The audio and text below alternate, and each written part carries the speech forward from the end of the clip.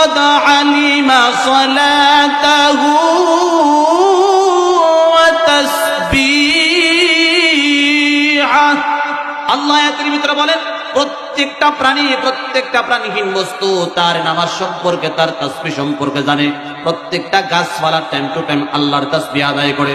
প্রত্যেকটা গরু, ছাগল, ভেড়া, বকরি, কীট পতঙ্গ, প্রত্যেকটা প্রাণী আল্লাহর তাসবিহ আদায় করে।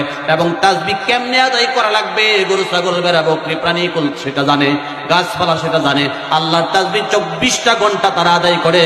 কিন্তু হতাশা আর পাপের সাগরে নিমজ্জিত হাজার হাজার মুসলমান, হাজার হাজার মানব যারা নিজেদেরকে মুসলমান বলে পরিচয় দেয়, মানুষ বলে পরিচয় দেয়, অথচ দিন যায় রাত্র আসে, একবারও আল্লাহর তাসবিহ আদায় করে না, আল্লাহর নামাজ আদায় করে না। কথা বলেন ঠিক কিনা? হাজার হাজার মানুষ আল্লাহর তাসবিহ নাই, আল্লাহর সালাত নাই। এজন্য মুসলমান, আমি আপনাদেরকে অনুরোধ করব, নামাজ ফ্যামিলিতে কায়েম করুন, প্রতিষ্ঠা করুন। 7 বছর বয়স থেকে নামাজের অর্ডার, মুরু আওলাদাকুম লাহুম আবনাউ 7 সিনিন। তোমরা 7 বছর বয়স থেকে তোমাদের সন্তানদেরকে নামাজের তাগিদ দাও, নামাজের তাগিদ দাও, নামাজের অর্ডার দাও। 10 বছর বয়স থেকে নামাজ না পড়লে শাসন করো, টর্চারিং করো, বেত্রাঘাত করো। এটা আল্লাহ রাসূল হাদিসে স্পষ্ট বলে দিয়েছেন।